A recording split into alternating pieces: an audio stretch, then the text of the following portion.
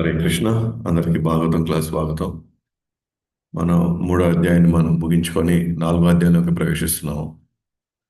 So మూడో అధ్యాయంలో మనం ఆ పూజారులు లేదా ఋత్వికులు ఎవరైతే యజ్ఞాన్ని నిర్వహిస్తున్నారో వాళ్ళు భగవానుడిని ప్రార్థిస్తూ భగవానుడి యొక్క దర్శనాన్ని వాళ్ళు ఎంతో కొనియాడుతూ అది ఎంతో భాగ్యం కింద వాళ్ళు పరిగణిస్తూ ఉన్నారు.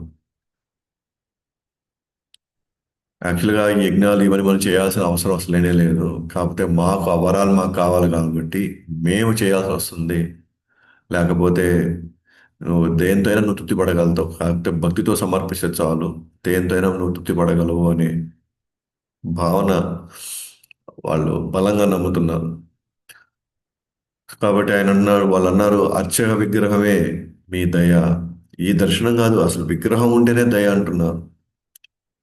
అంటే విగ్రహము భగవానుడి యొక్క రూపము, భగవానుడి యొక్క అసలైన రూపము వేరు వేరు కాదు. సో భగవంతుడిని విగ్రహంలో మనం చూసి ఆ భావన మనకు కలగాలంటే నిరంతరం మన నామజపం చేసుకుంటూ మనం శ్రవణం చేస్తూ ఉంటే ఖచ్చితంగా ఒకరోజు మనకు ఆ భావం వస్తుంది.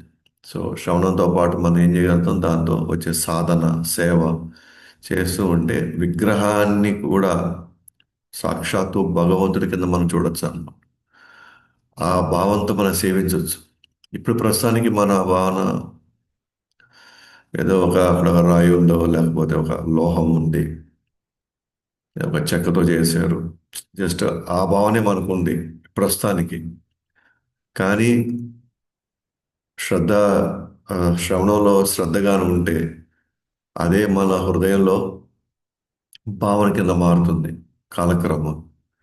మధ్యలో మన సాధన అన్నిటినీ మనలో ఉన్నటువంటి అనర్థాలు, భక్తుల పట్ల మనము మనం వ్యవహరించే తీరు, అపరాధాలు లేకుండా చూసుకోగలిగితే ఖచ్చితంగా మనం చేయొచ్చు అన్నమాట. ఇది ఫలానా ఎవరో గొప్ప గొప్ప వాళ్ళకి, వీళ్ళెవరో హిమాలయాల్లో పెద్ద పెద్ద సాధనలు చేయాలేమో, ఇవన్నీ వదులుకొని మనం ఎక్కడో తీవ్రమైన తపస్సులు చేయాలేమో.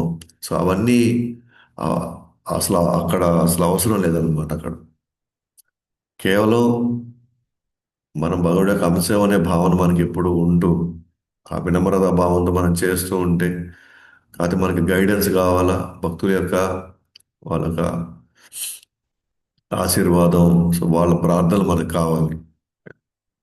అప్పుడే ఆ, ఈరోజు మనం చూసేటువంటి దృష్టి తర్వాత మారిపోతుంది.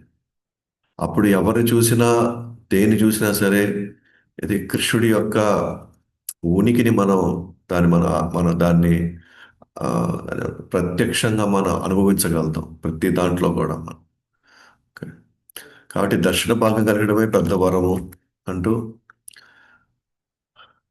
ఆ, భౌతికమైనటువంటి ఆ, ఎవరైతే సాధన చేయరో, అంటే భగవంతుడి యొక్క పాద పద్మాలని సేవించరో, వాళ్ళు ఖచ్చితంగా ఇక్కడ అనేక ఆ, మాయలకి లేకపోతే గుణ ప్రభావాలకి వాళ్ళు ఖచ్చితంగా లోనవుతారు. కాబట్టి ఎవరైనా సరే భౌతికమైన ఆనందం కోసం ఎవరైనా కానీ పరితపిస్తున్నారు అనుకోండి, ఖచ్చితంగా వాళ్ళు ఈ మాయలో కొట్టుకు వెళ్ళిపోతారు వాళ్ళు. అంటే భౌతిక ఆనందాన్ని దేంతో పోలుస్తారు అంటే ఒక విషంతో పోలుస్తారు అనమాట. విషపూరితమైనటువంటి భౌతిక ఆనందం. దాంతో పోలుస్తున్నాడు. భౌతికంగా మనం అనుభవించాలనుకున్నది ఏది కూడా ఒకానొక రోజు మళ్ళీ మనం దానికి మనం సమాధానం చెప్పే తీరాల్సి వస్తున్నాను. కాబట్టి మిమ్మల్ని అనవసరంగా మేము మళ్ళీ ఇంకో భౌతిక వరం కోసం మళ్ళీ మేము మిమ్మల్ని ఇప్పుడు ఆహ్వానించుకున్నాము.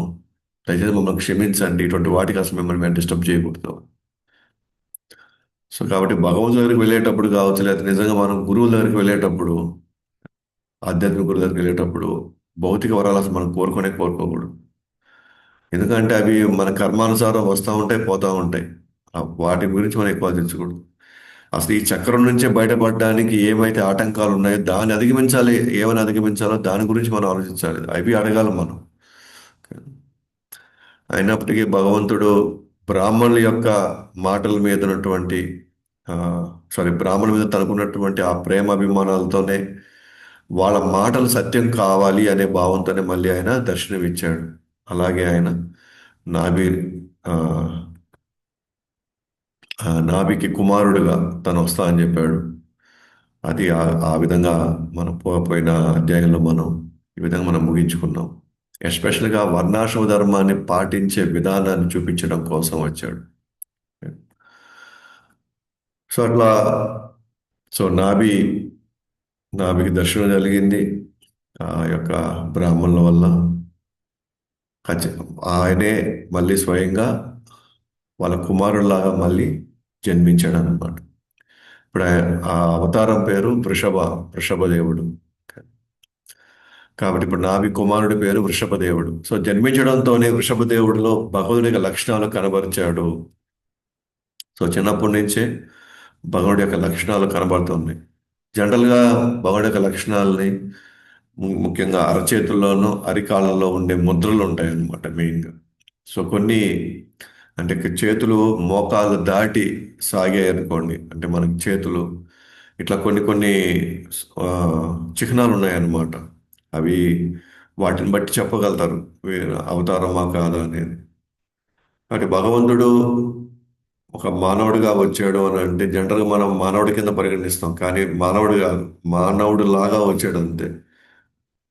కానీ శరీరం మాత్రం దివ్యమైంది. మళ్ళీ మళ్ళీ శరీరం వచ్చి మనలాగా ఆ, అది క్షీణించడానికి అవకాశం ఉండదు.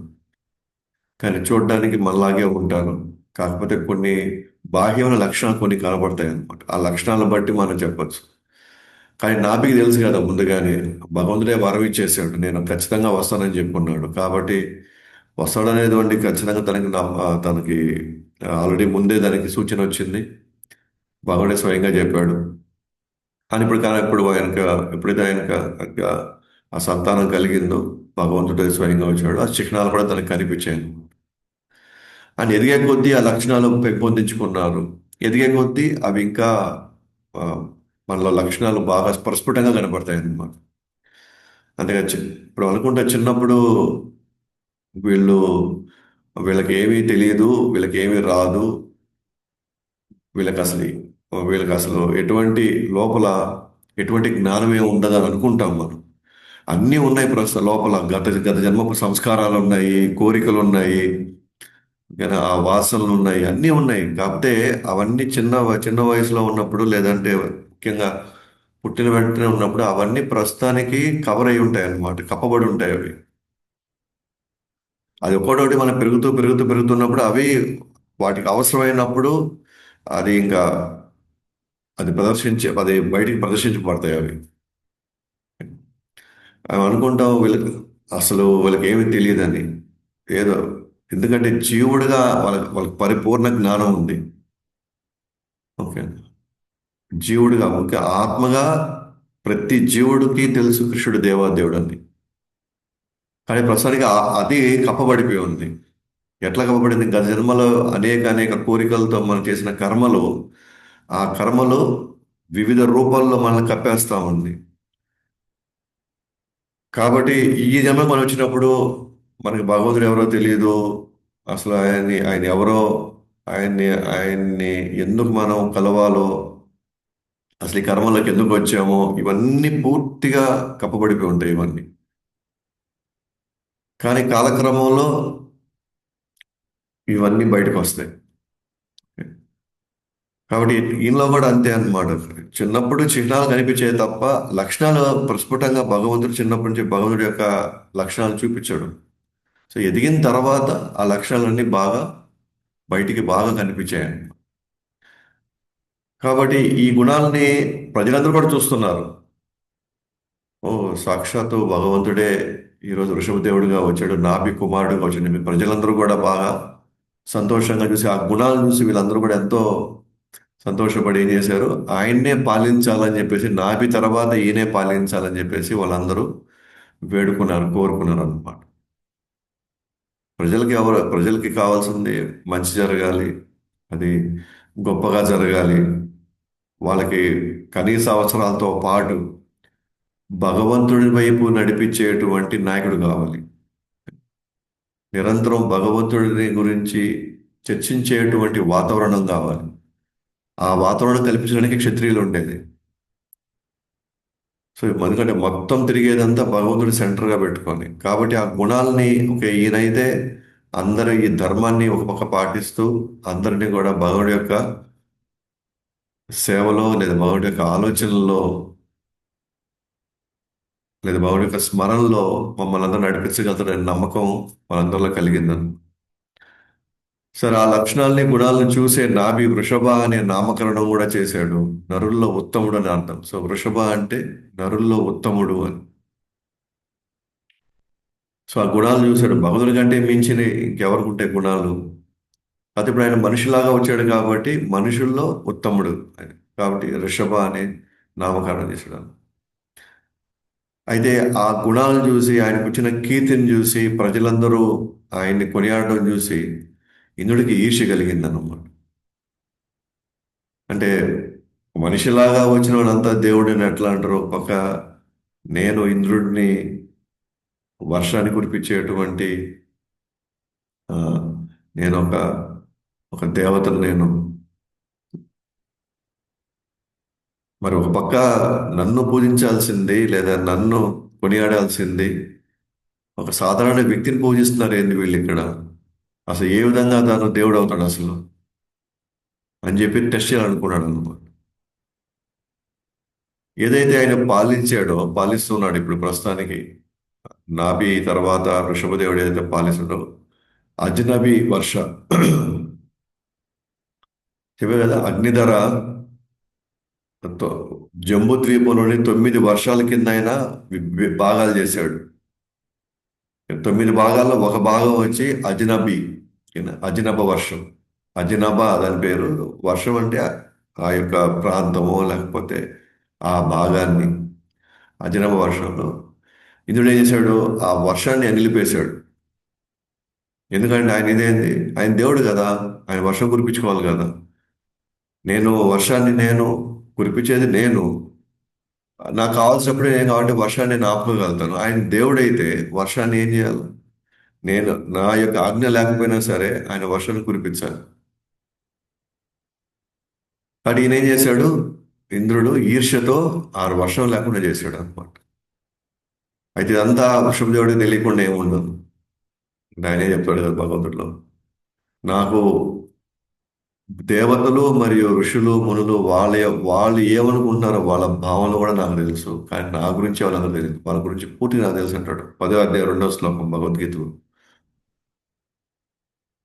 కాబట్టి ఇదంతా కూడా ఋషభదేవుడికి బాగా అర్థం చేసుకున్నాడు. తన యోగ శక్తితో మళ్ళీ వర్షం కురిపించుకున్నాడు. సో ఇంద్రుడి ప్రమేయం లేకుండా, ఇంద్రుడి యొక్క అసలు అవసరమే లేకుండా చేశాడు. అదే భగవంతుడు అంటే. ఇక్కడ భగవంతుడు స్వతంత్రుడు. భగవంతుడు అందరికీ మూలం, స్వతంత్రుడు కూడా మళ్ళీ శక్తిమంతుడు, అత్యంత శక్తిమంతుడు, ఏమైనా చేయగలుగుతాడు. కాబట్టి ఈ ఇంద్రుడు ఏదైతే ఈర్ష్యతో భగవంతుడిని ఒక టెస్ట్ చేయాలనుకున్నాడో అది ఇక్కడ బాగా మనకి ఆ, అది ప్రూవ్ అయిపోయింది బాగా. వృషభదేవుడు ఇంద్రుడు అవసరం లేకుండానే తన ఆజ్ఞతో వర్షం కురిపించగలదు. అందుకనే మనం తెలిసి తెలియక గతంలో మన పెద్దలు అక్కడ ఉన్నటువంటి పరిస్థితులు సాంప్రదాయాల్ని మనం దేవతలను పూజించినందులో అప్పుడు మన దేవతలు పూజించేవాళ్ళం, తప్పేం లేదు అప్పుడు. కానీ ఇప్పుడు ఎవరైతే మూలమో మనం తెలుసుకున్న తర్వాత మనం మిగతా వాళ్ళని సెంటిమెంటల్గా పూజించాల్సిన అవసరం అసలేనే లేదు. అంటే మా పెద్దవాళ్ళు చెప్పారు, మా వంశము, మా కులదేవం,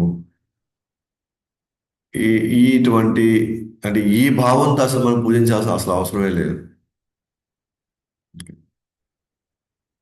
పూజిస్తే తప్పు లేదు, కానీ పూజించాల్సిన అవసరం లేదు.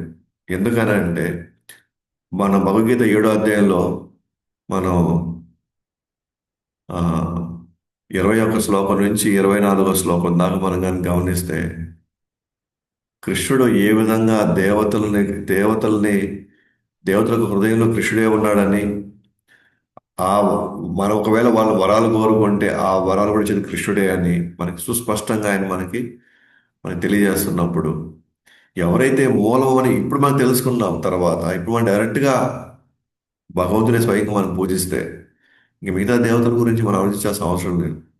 ఎందుకంటే ఇన్ఫాక్ట్ ఆ దేవతలందరూ కూడా ఒకానొక సందర్భంలో ముందు ముందు మనల్ని కృష్ణుడి వైపే వాళ్ళు మనల్ని గైడ్ చేయబోయింది.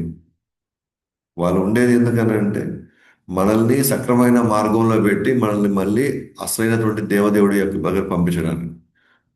కాబట్టి వాళ్ళ యొక్క ఉద్దేశమే అదే అయినప్పుడు ఆటోమేటిక్గా మన కృష్ణుడు పూజించినప్పుడు వాళ్ళ కోపపడటమో లేకపోతే వాళ్ళ మీద పగబడటమో అనేది ఇది అనవసరంగా మనం సినిమాలు చూసి అవి చూసి ఇవి చూసి మన ఊరికే టూ మచ్గా మనం ఆలోచిస్తాం అనమాట. కక్ష కట్టింది మన సినిమాలో చూసినట్టుగా.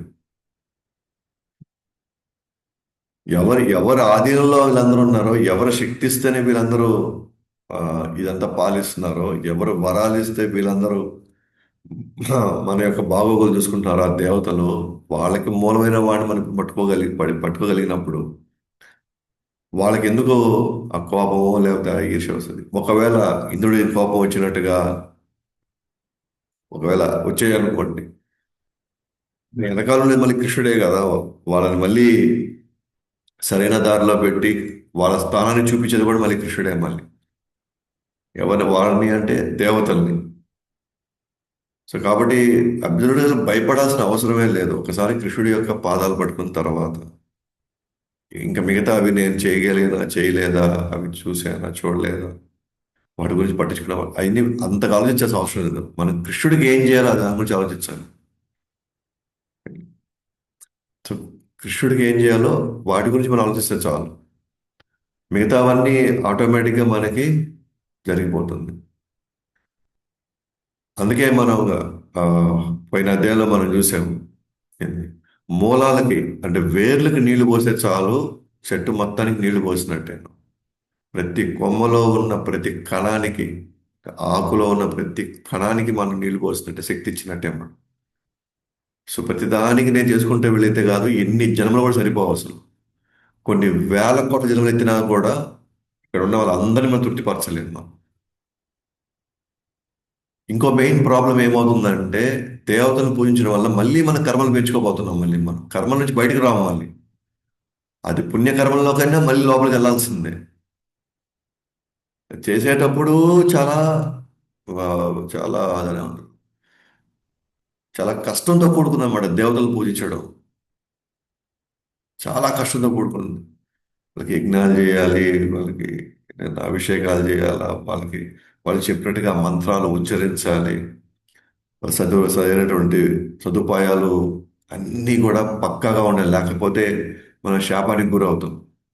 పక్కాగా లేకపోతే ఒక్కటి మనం మిస్ చేసినా సరే, ఈ రోజు నేను చేస్తానని చెప్పి మనం చేయకపోతే ఖచ్చితంగా వాళ్ళు కోపడతారు.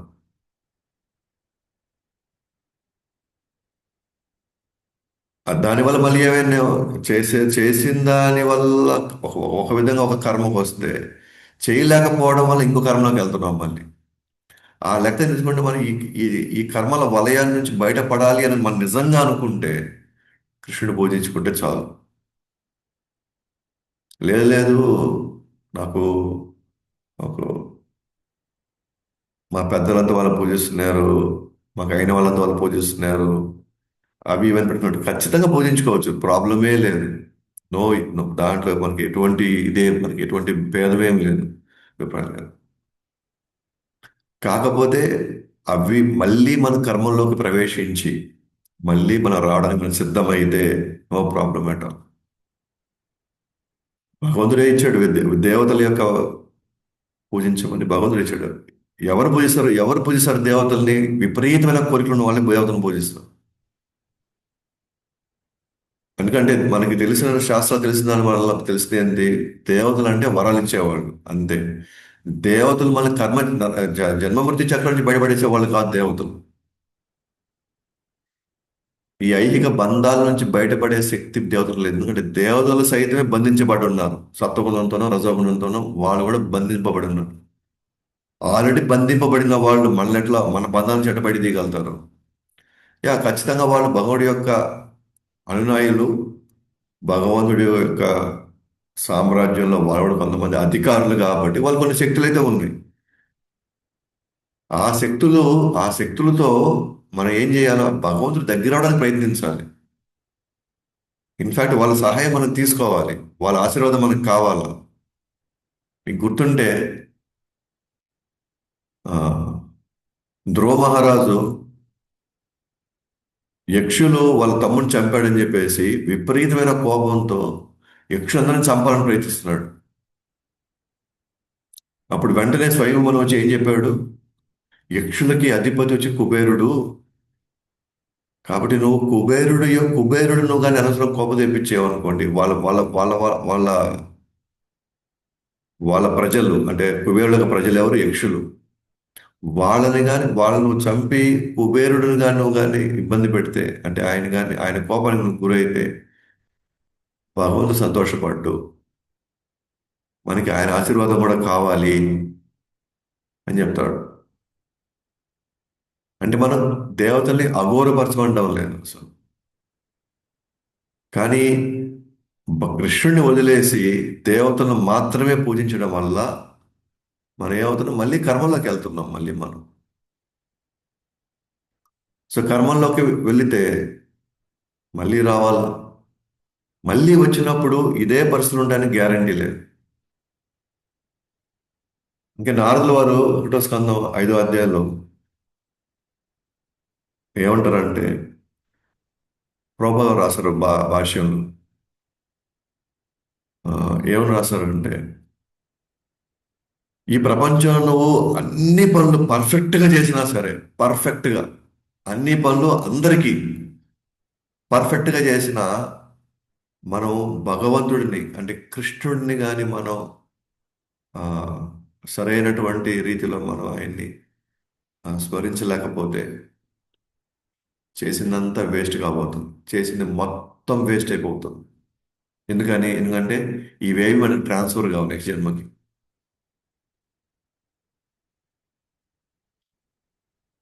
కర్మల్లో ఖచ్చితంగా వస్తాము. కర్మల్లోకి వస్తాం ఎందుకంటే పుణ్యకర్మ చేసాం కదా, అందరికీ పర్ఫెక్ట్గా చేసాం కదా మనం. కాబట్టి పర్ఫెక్ట్గా చేసాం కాబట్టి మనకి పుణ్యకర్మ వచ్చింది. రెండోది, మనం పర్ఫెక్ట్గా చేసాం కదా, అప్పుడు వాళ్ళు రుణం పొందారు కదా, అప్పుడు వాళ్ళు రుణం తీర్చుకోవాలి వాళ్ళు. ఆ రుణం వాళ్ళ రుణం తీర్చుకోవడానికైనా మనం రావాలి మళ్ళీ ఇప్పుడు. ఒకటి. రెండో పక్కన, ఒక పక్క నేను కృష్ణుడికి నేను సేవ చేసే క్రమంలో నేను కొన్ని విషయాలు సరిగ్గా పట్టించుకోలేకపోయాను. కొందరి పట్ల నేను సరిగ్గా బాధ్యతగా నేను చూసుకోలేకపోయాను. దానివల్ల ఆయన ఏమీ కోల్పోయింది లేదు. పైగా జన్మ మృత్యు చక్రం నుంచి బయటకు వచ్చేసాడు అతను. కృష్ణుడిని పూజించే క్రమంలో, కృష్ణుడిని సేవ చేసే క్రమంలో కొన్ని తన ఈ ఐహిక జీవితంలో లేదా ఐహిక బంధంలో తను చేయవలసిన కొన్ని కార్యక్రమాలు సరిగ్గా చేయలేకపోయాడు. అప్పుడు ఏమైందంట? దానివల్ల ఏమవుతుందంట? కృష్ణుడిని పూజించాడు. కృష్ణుడిని పూజించడం వల్ల ఏం జరిగింది? తన కర్మబంధం నుంచి బయటకు వచ్చేసాడు. మనకు క్వశ్చన్ వస్తుంది, మరి ఈ ధర్మాలు కూడా పాటించాలి కదా, దానివల్ల కర్మలు వస్తాయి కదా. పాటించినంత వరకు పాటించితే కర్మలు వచ్చాయి, పాటించకపోయినా కర్మలు వస్తాయి కదా. పాటించకపోవడం వల్ల మనం కొన్ని కొన్ని పాపాలు చేసినట్టే కదా మనం. మరి ఆ పాపాలు తీర్చుకోవాలి కదా ఆయన, ఇంకా పాపాలు అనుభవించాలి కదా అతను. దానికి ఆన్సర్ ఏంటి అని అంటే, కృష్ణ అంటాడు భగవద్గీతలో ఫైనల్ గా,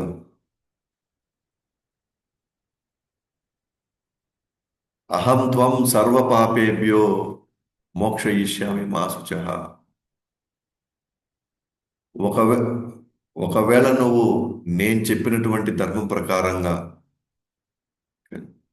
నువ్వు నన్ను మాత్రమే ఒకవేళ నువ్వు సేవించినట్లయితే, పూజించినట్లయితే నేను అన్ని పాపాలు నేను తీసేసుకుంటాను అంటున్నాను. నేను ఇక మోక్షం కూడా ఇస్తాను. ఎస్, కృష్ణుడికి చేసే క్రమంలో నేను పట్టించుకోలేకపోయాను, కొంతమందికి నేను సరిగ్గా చేయలేకపోయాను. కొన్ని కొన్ని విషయాలు నేను జాగ్రత్తగా లేకుండా అజాగ్రత్తగానే ఉన్నాను.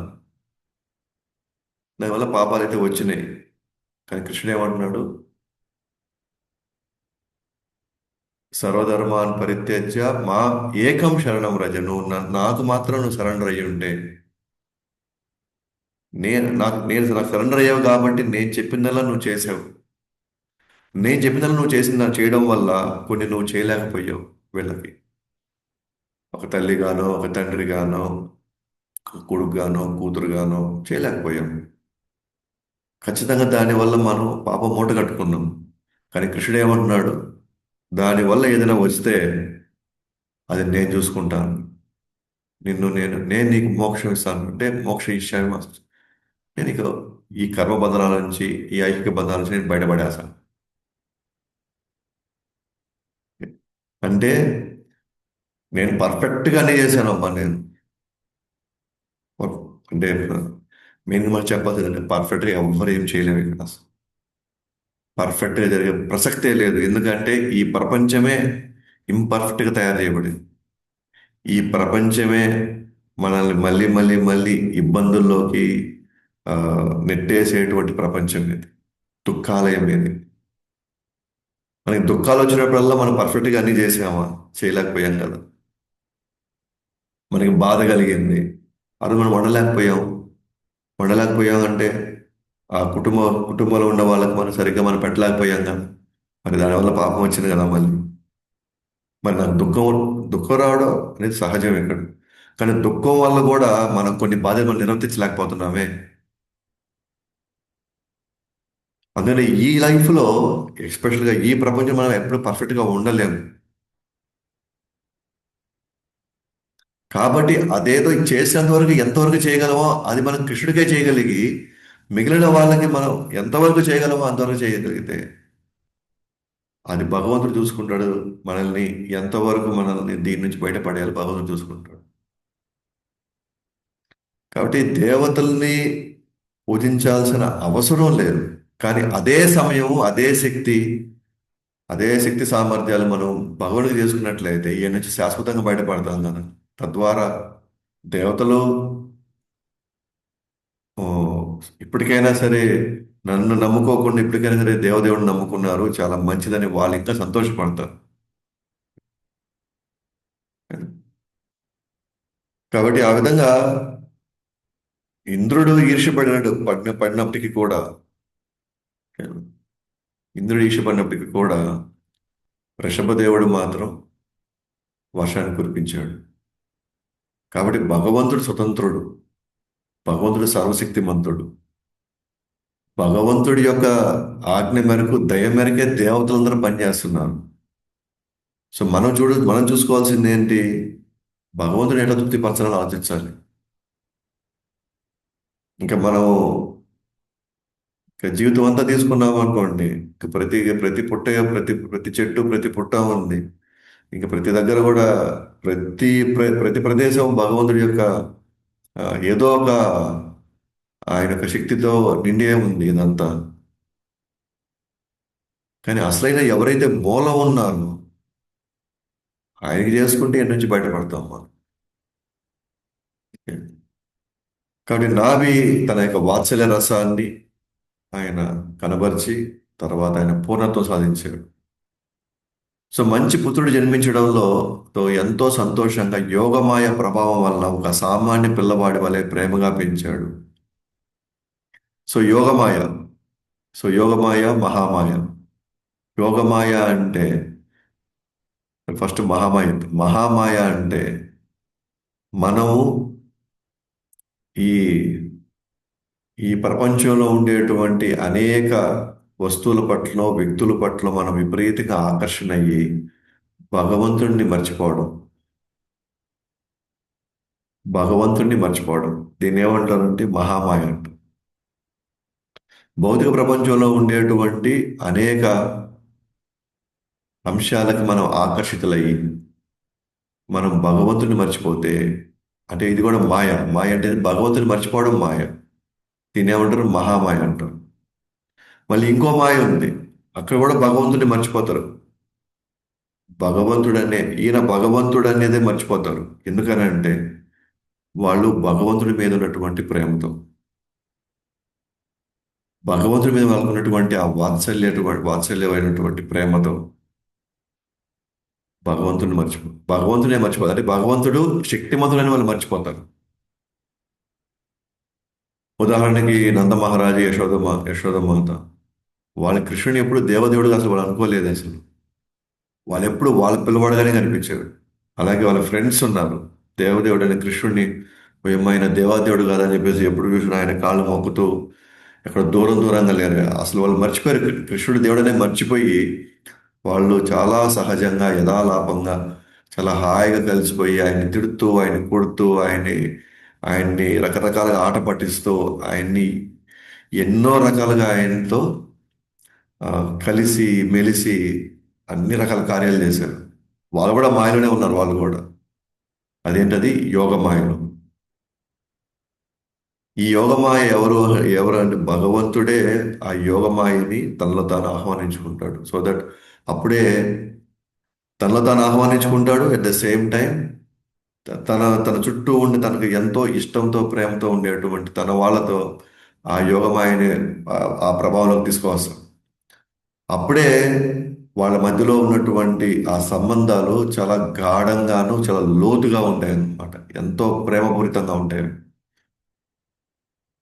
ఉదాహరణకి ఇప్పుడు మనం ప్రధానమంత్రి ఉన్నారు. సో ప్రధానమంత్రి తెలుసా ఎంత శక్తిమంతుడో ఒక దేశానికి. ప్రజలందరూ మధ్యలోకి వెళ్ళారు అనుకోండి ఆయన. ప్రజలందరూ ఎంతో అంటే భక్తి శ్రద్ధలతో గౌరవంతో వినయపూర్వకంగా ఆయన గుర్తిస్తూ ఆయనకి దారిస్తూ వస్తారు. కానీ అదే ప్రధానమంత్రి గారు ఇంటికి వెళ్ళాడు అనుకోండి. సో వాళ్ళ అమ్మగారు, మోడీ గారు వాళ్ళ అమ్మగారు ఇంటికి వచ్చి వాళ్ళ అమ్మతో ఉన్నాడు అనుకోండి. వాళ్ళ అమ్మ 100 రూపాయలు ఇస్తుంది, ఆయన ఖర్చు పెట్టుకోని ఆయన. అంటే ఆమెకి వాళ్ళ కొడుకు ప్రధానమంత్రి అనేది అసలు ఆమెకి అసలు ఆ మనసులో అసలు లేనే లేదు. నేను చిన్నప్పటి నుంచి ఒక విధంగా తను ఒక సాధువు కానీ ఒక వైరాగి కానీ ఇంట్లో పెద్దగా ఉన్నట్టుగా మనం చూస్తాం. మన ఆయన గురించి మనం విన్నప్పుడు మనకు తెలుస్తుంది. ఆయన ప్రధానమంత్రి అంటే ఎంత శక్తిమంతుడు. ఆ, మొత్తం ఖజానా ఆయన దగ్గర ఉంది. కానీ ఇంటికి వెళ్ళినప్పుడు తను మర్చిపోతాడు. ఎవరు ప్రధానమంత్రి కూడా మర్చిపోతాడు నేను ప్రధానమంత్రి అని. ఒక కొడుకుగానే తనకి ఆ భావనలో లేదా ఆలోచనలు ఆ భావన కలుగుతుంది. ఆమె కూడా కొడుకుగానే ఆమెకు ఆ భావన కలుగుతుంది. ఆయన వెళ్ళి ఆయన కాళ్ళు మొక్కుతాడు. ఆయన ఆ పెట్టింది తింటాడు. ఆమె ఇచ్చిన 100 రూపాయలు తీసుకుంటాడు మళ్ళీ. ఇది ఎందుకంటే ఇక్కడ ప్రేమ ఐశ్వర్యాన్ని దాటేస్తుంది. ఐశ్వర్యాన్ని కప్పేస్తుంది. ఐశ్వర్యం ఉందనుకోండి మనకు భయం వస్తుంది.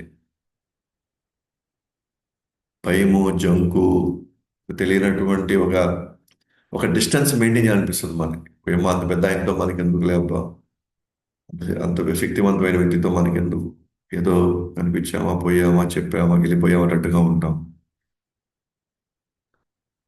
కానీ ఎక్కడైతే అది మహామాయ ఉన్న దగ్గర మనకి భయము అవన్నీ ఉంటాయి.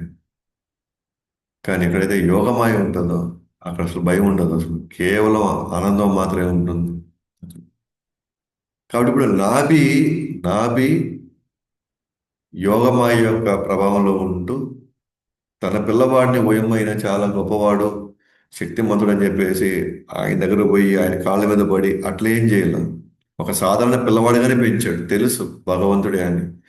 కానీ అది ఎప్పుడు కూతున్నది నా కొడుకు నా కొడుకు అని. అంటే భగవంతుడే నా కొడుకు అవుతున్నా ఎప్పుడు కూతుండదు. ఎందుకంటే యోగమాయ ప్రభావం వల్ల ఒక సాధారణ పిల్లవాడిలాగా అనిపిస్తున్నాడు యోగమాయ. కాబట్టి సామాన్యుడిగానే పెంచాడు. సామాన్యుడిగానే పెంచాడు. నిజంగా భగవంతుడికి కూడా మనందరినీ కూడా ఎలా కావాలంటే వీళ్ళందరూ నన్ను పూర్వకంగా ప్రేమిస్తే బాగుండు అని తనకి ఎంతో ఆశ అన్నమాట భగవంతుడికి. కాకపోతే మనం ఎప్పుడైతే మన కోరికల కోసం వెళ్తామో నాకు అది చేస్తే అది ఇస్తే నేను చేస్తాను, ఇది జరిగితేనే నేను అది అది నేను నిర్వర్తిస్తానని పెట్టినప్పుడు ఆయన చాలా బాధేస్తుంది ఆయన. ఎందుకు ఈ కండిషన్ పెట్టాలా నాకు, ఇది ఇస్తేనే నాకు ప్రేమిస్తారా, ఇది నెరవేర్స్తేనే వీళ్ళు సో నా దగ్గరికి వస్తారా వీళ్ళు, అవసరం ఉన్నప్పుడు మాత్రమే వస్తున్నారా వీళ్ళు. ఇప్పుడు మనకి ఎలా ఉంటుంది ఫీలింగ్, జనరల్గా మన యొక్క సంబంధాల్లో కూడా అవసరమైనప్పుడల్లా మన దగ్గరికి వస్తూ ఉంటే మనకి ఎలాంటి భావన కలుగుతుంది? మనకి నిజంగా వాళ్ళ పట్ల ప్రేమ వస్తుందా మనకి? రాదు. అవసరమైనప్పుడు మాత్రమే వస్తూ మనకు కనబడుతూ మనకి రెండు మూడు మాటలు చెప్పేసి మళ్ళీ వెళ్ళిపోతా ఉండి మనకు అవసరమైనప్పుడు లేకుండా, లేకపోతే మనతో నిరంతరం టచ్లో లేరనుకోండి, మనకి ఎలాంటి ఒక భావన ఉంటుంది? మన మనసు గాయపడుతుంది కదా. భగవానుడు కూడా అంతే. నేను సోమవారం అయితేనే పోతాను, మంగళవారం అయితేనే పోతాను, శనివారం అయితే పోయి కనబడతాను. పలానా జరగాలంటేనే నేను వస్తాను, నేను రోజు నేను మంగళారతికి వస్తాను, పలానా దానికోసం నేను 16 మాలలు జపం చేస్తున్నాను. అది ఎంతవరకు సబబు? నిజంగా భగవంతుడు ఆ, మనల్ని తన హృదయంలోకి హత్తుకొని మనతో సంబంధం పెట్టుకోవడానికి సిద్ధంగా ఉంటాడా? పోనీ మనం సిద్ధంగా ఉంటాం ఎవరైనా ఆ భావంలో ఉంటే. మనం ఉండవు కదా అసలు. మనం దూరంగా పెడతాం ఇంకా. ఎవరైతే మనతో అన్ని రోజులు మన మంచి జరిగిన రోజు మనతో పాటు ఉన్నాడు, చెడు జరిగిన రోజు మనతో పాటు ఉన్నాడు. అలాంటి వాళ్ళని ఇంకా దగ్గరికి పెట్టుకుంటారు. పెట్టుకొని ఏదో చేయాలంటే చేస్తారు. అదే ఏ- అందుకే మనం రోజు వెళ్ళాలి, రోజు చేయాలి. అప్పుడు మనకు తెలుస్తుంది. అప్పుడు నిజంగా అసలు మనం ఆ భగవంతుడు భగవంతుడితో మనకున్న సంబంధం అప్పుడు గాఢంగా అది ఎదుగుతుంది, పెరుగుతుంది. లేకపోతే నేను ఎప్పుడో ఒకసారి వస్తాను, ఎప్పుడో ఒకసారి నేను కనపడతాను, నాకు అవసరమైనప్పుడే వెళ్తాను అన్నప్పుడు అక్కడ అసలు భక్తి అనేది లేనే లేదు అక్కడ అసలు. సో జనసామాన్యులంతా ఎట్లా ఉన్నారంటే మనకి సరైనటువంటి శిక్షణ కానీ లేదనుకోండి, మనం సరిగ్గా వినేటువంటి, ఎస్పెషల్గా ఒక ఒక ప్రామాణికమైనటువంటి ఒక గురు పరంపరలు మనం వినకపోతే ఖచ్చితంగా మనకు తోచినట్టుగా మనం విన్నింది మనకేదో అనిపించిందంతా మనం చేసుకుంటూ వెళ్తాం. ఆ భ్రమలో అదే భక్తి అనుకుంటున్నాము. ఆ భక్తి చేసుకుంటూ అసలైనటువంటి పద్ధతిలో ఏదైతే మనం చూసినప్పుడు మనం వాటిని వ్యతిరేకంగా వెళ్తాం మళ్ళీ మనం. ఎందుకని మనం ఏదైతే చాలా గొప్పదైంది అని మనం అనుకుంటున్నాం. లేకపోతే భక్తి ఛానల్ తీసుకొని నాలుగు దాంట్లో ఒక పాయింట్, ఈయన చెప్పిన దాంట్లో ఒక పాయింట్, దాంట్లో చెప్పిన ఒక పాయింట్, 4 పాయింట్లు తీసుకొని మన ఏదో ఒకటి కలిపేసుకొని మనకు నచ్చినట్టుగా మనకు తోచినట్టుగా మనం చేసుకుని వెళ్తున్నాం. మనకి నచ్చిన పాయింట్స్ అన్ని బెస్ట్ పాయింట్స్ కాదు, మనకు నచ్చిన పాయింట్స్ అన్ని బెస్ట్ పాయింట్స్ కాదు. మనం ఏదో ఒక గుణంలో ఉన్నాము, ఆ గుణాన్ని బట్టి ఆ పాయింట్ నచ్చింది అంతే. మనమే 3 గుణాల్లో మనం ఆల్రెడీ ఒకసారి ఏమో ఆనందంగా ఉంటాం, ఇంకోసారి ఏమో కోపంగా ఉంటాం, ఇంకోసారి ఏమో చిరాగ్గా ఉంటాం, ఇంకోసారి మూడిగా ఉంటాం. ఇన్ని మూడ్స్ మనలో పైకి కిందకి తిరుగుతూ ఉన్నప్పుడు ఏదో ఒక మూడ్లో ఏదో ఒకటి నచ్చుతుంది మనకి. మన మూడుకి నచ్చిందంతా మనం చేసామనుకోండి, అది భక్తి కిందకి రాదు అది. అందరూ అదే అందరూ అంటే ఇన్ఫ్యాక్ట్ మేమందరం కూడా ఇస్కాన్లోకి, ఎస్పెషల్గా ప్రభుపాదుల వారి యొక్క పుస్తకాలు, ప్రభుపాదుల వారి యొక్క ఆయన యొక్క శిష్యగణమైనటువంటి మహారాజులు వాళ్ళ యొక్క లెక్చర్స్ మేము వినకుండా ఉండుంటే, సో నెల్లూరులో సో మహారాజు గారు దొరికారు. సో వాళ్ళ యొక్క శిక్షణలో మేము కానీ లేకుండా ఉంటే సేమ్ ఇదే ఇదిలో జీవితం గడుపుతూ ఉండేవాళ్ళం. ఇప్పుడు ఏది అడిగినా ఏదైనా వచ్చినా సరే ఆయన అడుగుతుంది. ఎందుకంటే ఇప్పుడు నేను సత్వగుణంలో నేను ఆ నిర్ణయం తీసుకున్నానా, రజోగుణంలో నిర్ణయం తీసుకున్నానా, లేదా తమో గుణంలో నిర్ణయం తీసుకున్నానా నాకు తెలియదు. ఎందుకంటే ఏ గుణాలు ఉన్న వాళ్ళకి అవి నచ్చుతాయి కొన్ని కొన్ని. మనకి నచ్చినవన్నీ మంచివని కాదు అక్కడ అర్థం. మనం కోరుకునేటివన్నీ బెస్ట్ అని కాదు అర్థం అక్కడ. మనకున్న గుణాలను బట్టి మనం ఎంచుకునేటివన్నీ మనల్ని మిస్లీడ్ చేస్తాయి అన్నమాట. అసలైన భక్తి నుంచి మనం దూరం చేస్తాయి మనల్ని. సో అందువల్ల మనం ఇక్కడ ఆలోచిస్తే కనుక ఓకే, భగవంతుడి యొక్క ప్రేమను పొందడానికి మనం యోగమాయ ప్రభావంలోకి వెళ్ళగలగాలి. అంటే అది యోగమాయ ప్రభావం ఎలా వస్తుందంటే భగవునికి అనుగ్రహం కావాలి. అనుగ్రహం ఉండాలంటే ఏం చేయాలా? రోజు భగవంతుడికి సమర్పించుకుంటూ ఉండాల్సింది. ఏ రూపంలో రోజు రావడం, లేకపోతే రోజు జపం చేసుకోవడం, రోజు భగవద్గీత భాగవతం చదవడం, వినడం, సేవ చేసుకునే అవకాశం ఉంటే రోజు సేవ చేసుకుని సేవ చేసుకోవడం. ఇది రోజు జరిగితేనే మనకి భగవంతుడి పట్ల ఆ సంబంధం పెరుగుతుంది. ఎప్పుడో ఒకసారి చేసి నాకు అనిపించినప్పుడు ఒకసారి చేసి ఇంకేమైనా మాట్లాడామనుకోండి, ఏదైనా చేసి భావంతో చేయాలి అంటాం మళ్ళీ. ఇవన్నీ చేయకుండా భావం ఎక్కడి నుంచి వస్తుందో,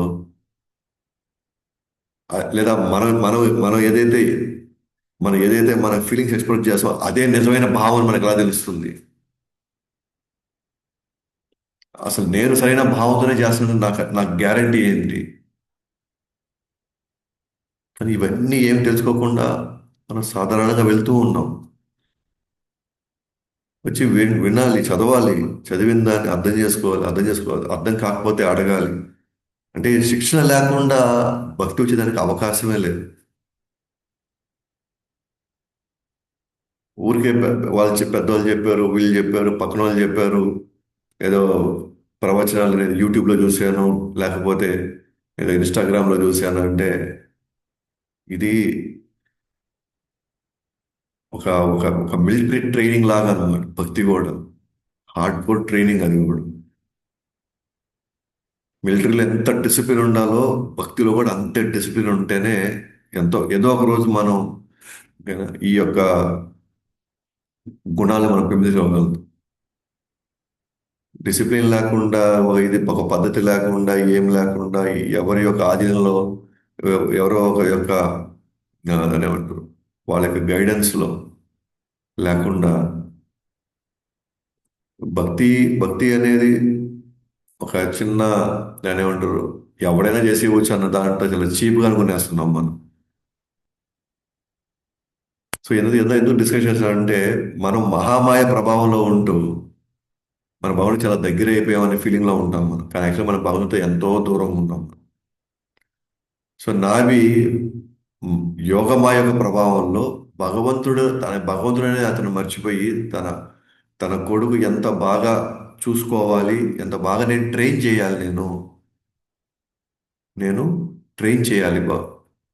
అని అనుకుంటూ అనుకుంటూ ఒక సాధారణ పిల్లవాడు వలె అతను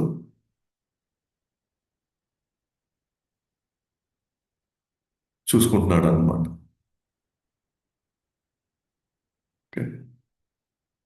కాబట్టి అందరూ కోరుకున్నారు కదా తన రాజు చేయాలని చెప్పేసి, ఎందుకంటే తన గుణాలు చూశారు, ప్రజలందరూ కోరుకున్నారు, మంత్రులందరూ కూడా నెక్స్ట్ వృషభుడిని రాజు చేయాలి. సో కాబట్టి ఆ, ఆయనలో ఉన్న గుణాలను చూసి ప్రజలే ఏమనుకున్నారు, ఈయన్ని మన నెక్స్ట్ రాజుని మీరు చేయాలని చెప్పేసి ప్రజలు కోరుకున్నారు.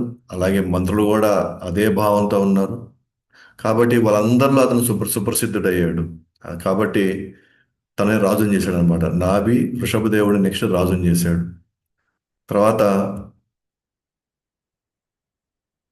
ఒకటి సుప్రసిద్ధుడయ్యాడు, రెండు శాస్త్ర ఆధారంగా ప్రజలకు రక్షణ కల్పిస్తాడు. శాస్త్రాల ఆధారంగా ప్రజల్ని ఏ విధంగా పాలించాలి, ఏ విధంగా వాళ్ళకి మనం సౌకర్యాలు కల్పించాలి, ఏ దిశగా వాళ్ళని నడిపించాలి, ఏ అంశాల్లో వాళ్ళకి మనం రక్షణ కల్పించాలి, ఇవన్నీ కూడా పూర్తి అవగాహనతో ఉన్నాడు. కాబట్టి దీనికోసంగా నాభి ఏం చేశాడు, వాళ్ళని బ్రాహ్మణులకు అప్పచెప్పాడు. అంటే బ్రాహ్మణులు ఆయన్ని సరిగ్గా ఆయన్ని శిక్షణ ఇచ్చి ఆ తర్వాత కూడా రాజు అయిన తర్వాత కూడా బ్రాహ్మణుల యొక్క ఆ, దశానిర్దేశాల్లో తాను రాజ్యాన్ని ఆ, చూసుకోవాలని చెప్పేసి ఆయన ఏం చేశాడు, బ్రాహ్మణులకు అప్పచెప్పాడు. సో ఆ తర్వాత నాభి మరియు మేరుదేవి ఇద్దరు, ఎవరైతే ఋషభదేవుడికి తల్లిదండ్రులు ఉన్నారో వాళ్ళే కదా తపస్సు చేసి లేదా యజ్ఞం చేసి ఇవాళ వృషభదేవుడిని వాళ్ళు సంతానంగా పొందారు. సో వాళ్ళు ఇంకా ఆయనకు అప్పచెప్పడం, నెక్స్ట్ వాళ్ళ వానప్రస్థానికి వెళ్ళారు.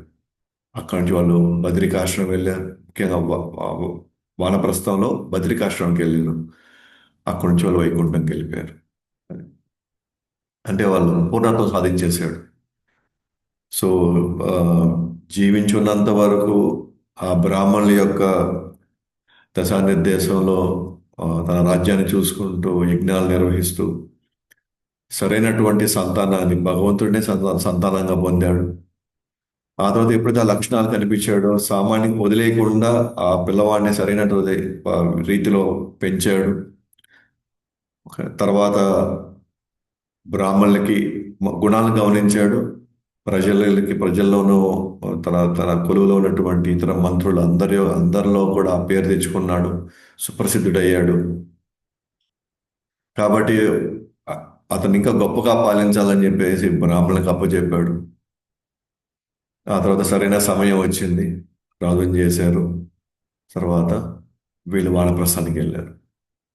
సో గతంలో వానప్రస్థం అనే పాయింట్ వచ్చినప్పుడు వానప్రస్థం అంటే ఒకసారి ఇంటికి వదిలి వెళ్ళిపోతే మళ్ళీ ఇంక తిరిగి వచ్చడానికి లేదు ఇంకా.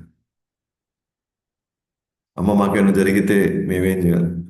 అంటే అప్పుడున్న పరిస్థితులు ఎలా అంటే వాళ్ళు భగవంతుడిని ఇంకా శాశ్వతంగా ఇంకా భగవంతుడిని చూసుకోవాలి, భగవంతుడిని పూజించాలి, భగవంతుడిని స్మరించుకోవాలి అని ఒక బలమైనటువంటి కోరిక అది. కోరిక, బలమైన కోరిక. ఎందుకంటే చిన్నప్పుడు వాళ్ళు గురుకులంలో వాళ్ళు నేర్చుకున్నటువంటి ఆ శిక్షణ ఏదైతే జరిగిందో ఆ శిక్షణ ఏముంది? మానవ జన్మ ఒక ఉద్దేశం భగవంతుడి దగ్గరికి శాశ్వతంగా వెళ్ళిపోవడమే అని బలంగా ఆ ఫౌండేషన్ పడింది కాబట్టి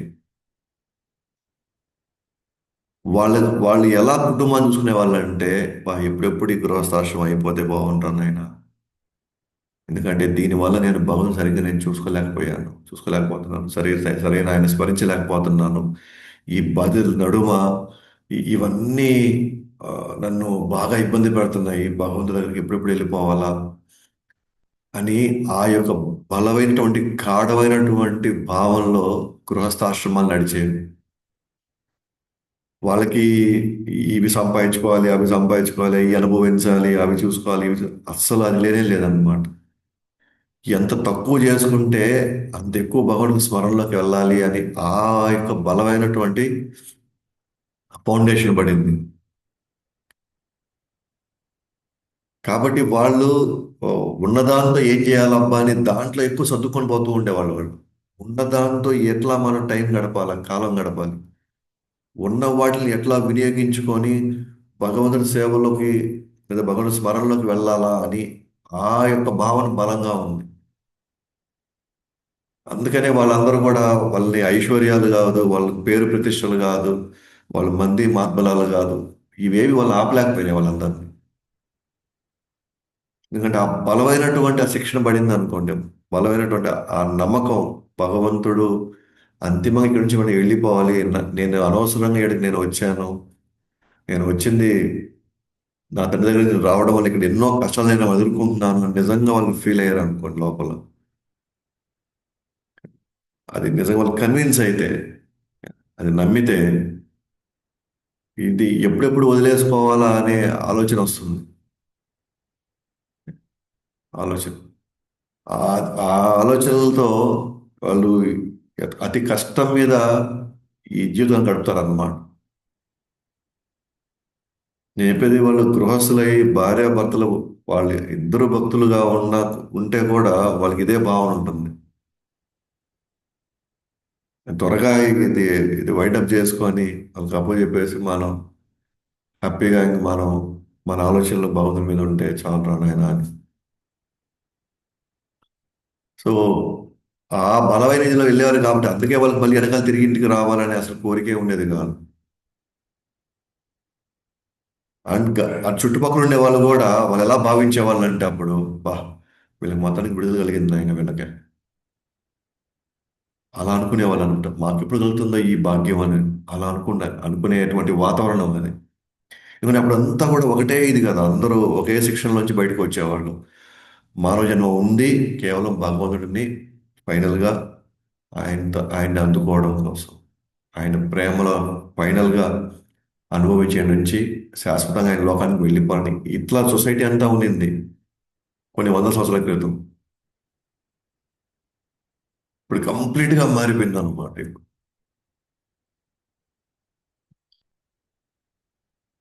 ఎందుకంటే ఇప్పుడు కంప్లీట్గా ఇప్పుడు ఉండేటువంటి ప్రిన్సిపల్స్ ఏంటి, సూత్రాలు ఏంటి? ఎంత ఎక్కువ అనుభవిస్తే, ఎంత ఎక్కువ మన దగ్గర ఉంటే, ఎంత ఎక్కువ మనం కూడబెట్టుకుంటే అది గొప్పగా పరిగణించబడింది ఇప్పుడు. అప్పుడు ఇంత త్వరగా వీటిని వదులుకొని బయటపడితే అది వాళ్ళు సక్సెస్ఫుల్ అప్పుడు అనమాట. అప్పుడు వాళ్ళు చాలా విజయవంతమైనటువంటి జీవితాన్ని వాళ్ళు గడిపారని ప్రమాణాలు అప్పుడు. ఇప్పుడేంటి అంటే ఎవరు ఎక్కువ దగ్గర ఎంత ఎక్కువ డబ్బులు, ఎంత ఎక్కువ పేరు ప్రతిష్టలు, ఎంత ఎక్కువ శక్తి సామర్థ్యాలు ఉంటే వాళ్ళు గొప్ప వాళ్ళ కింద ఇప్పుడు పరిగణిస్తున్నారు. అందుకనే ఇప్పుడు బయటికి వెళ్ళబుద్ధి కావట్లేదు. అందుకే ఇప్పుడు ఏది కూడా నెక్స్ట్ పిల్లలకి ఇవ్వాలి అని ట్రాన్స్ఫర్ చేయాలనే ఆలోచన మనకు లేదు. ఈ నుంచి ఎట్లా బయటపడాలా అనే ఆలోచన అసలు లేనే లేదు. మన ఆలోచనలు లేకపోయినా సరే ఒక రోజు మనం బయటపడాల్సిందే. అంటే అప్పుడు ఒక రోజు ప్రకృతి మనం తంతుంది, బయటికి వెళ్ళి నువ్వు బయటికి వెళ్ళరా, ఇంకెంతకాలం ఉంటావు ఇక్కడ అని. కానీ మనకి శాస్త్రం చెప్తున్నాయి, ప్రకృతి తన్నే లోపల మన నుంచి వీటిని వీటిని వదులుకొని ఆ, వైరాగ్యంతో జీవించేటువంటి శిక్షణ మనకి శాస్త్రం ఇస్తుంది. కానీ ఇప్పుడు మనకి ఆ శిక్షణ లేదు కాబట్టి ఏది వదులుకోబుద్ధి కావట్లేదు. ఏది హాస్పిటల్లో నెలల తరబడి దాంట్లో ఉన్నారు కూరుకోపోయి ఆడపోయి కుమిలిపోతున్నా సరే నేను ఇంకా ఎడ ఉంటాను అనుకుంటున్నాను. ఇది తేడా అన్నమాట. మనం రోజు భాగవతం వినకపోతే మనం ఏడే ఉండిపోవాలని చెప్పేసి విపరీతమైన క్షోభ, విపరీతమైన ఆందోళన, భయాలతో మనం ఉంటాం. మనం రోజు భాగవతం వింటే ఎప్పుడెప్పుడు ఇది అయిపోతే మనం త్వరగా మనం వీటి నుంచి మనం ఈ రొంప నుంచి బయటికి వెళ్దాం అని అనిపిస్తుంటుంది. సో అందువల్ల వినడం చాలా ఇంపార్టెంట్ అన్నమాట. చాలా చాలా ఇంపార్టెంట్ వినడం. సో మనుషులు ఏ విధంగానే తయారైపోతారు వినడం వల్లనే. ఎవరి సాంగత్యంలో మనం ఎక్కువ ఉంటామో వాళ్ళ యొక్క లక్షణాలతో, వాళ్ళ యొక్క ఆలోచనలతో మనం ఈ ప్రపంచాన్ని చూస్తాం మనం. లేదా వాళ్ళ ఆలోచనలతో మన జీవితాన్ని కూడా చూస్తాం.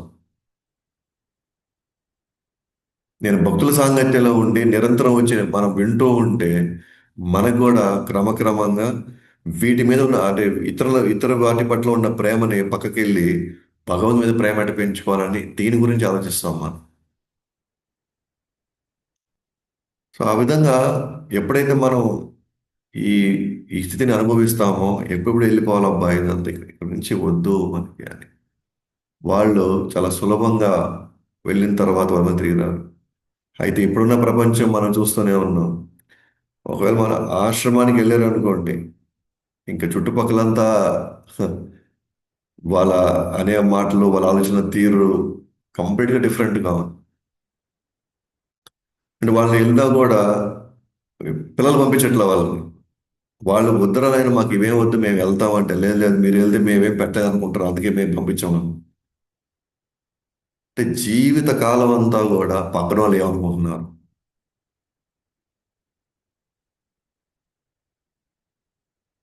వాళ్ళ దృష్టిలో మేమేమైపోతాం, వాళ్ళ దృష్టిలో మాకేం జరుగుతుంది.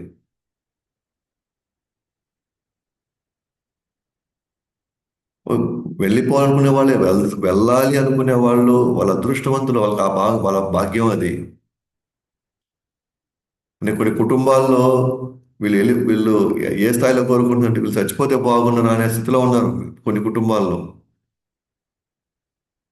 దాంట్లో నుంచి కొంతమంది అది అది పూర్వజన్మ సుకృతము, వాళ్ళ పూర్వజన్మ వాళ్ళు ఏ భగవంతుడికి వాళ్ళు లేదా భక్తులకి ఏం సేవ చేస్తున్నారో వాళ్ళు వైరాగ్యంలో ఉన్నారు అని అంటే వాళ్ళు చాలా అదృష్టవంతులు.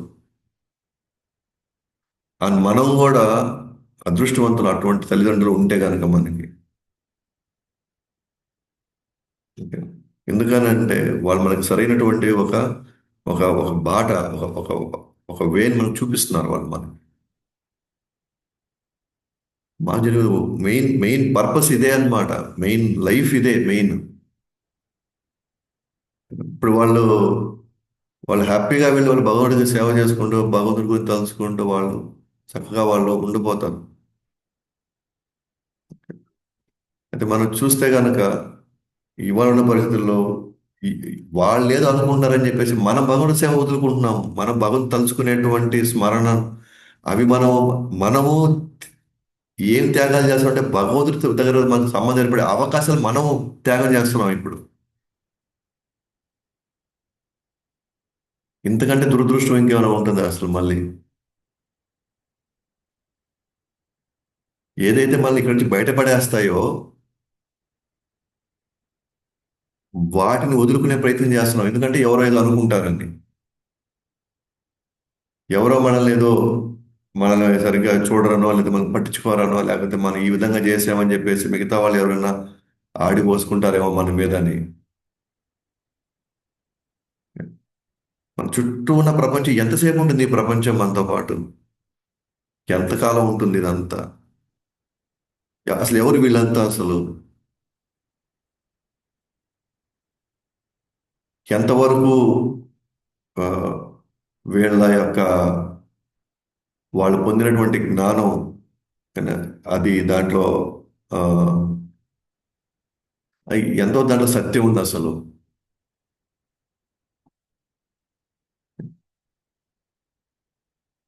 అల్టిమేట్ గా మనకు ఒక అవకాశం దొరికింది, భక్తుల సాంగత్యం దొరికింది, మనల్ని సరైనటువంటి దారిలో పెట్టేటువంటి ప్రభుపాద లాంటి ఆచార్యులు వాళ్ళ వాళ్ళ యొక్క ఆ సంప్రదాయాలు మనకు ప్రవేశం దొరికింది.